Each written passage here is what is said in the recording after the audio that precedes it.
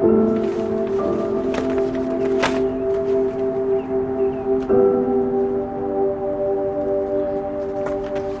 kong Father Choi, kami ni Yong-Hu nakarating na sa Roma na maayos at kumakain na kami ng gelato.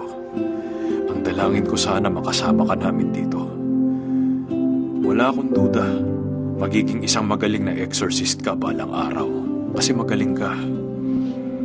Mapapasayo ang pagpapala ng Panginoon, pati na rin ang biyaya galing sa Kanya. Huwag ka lang sanang mawawalan ng lakas ng loob. Good luck.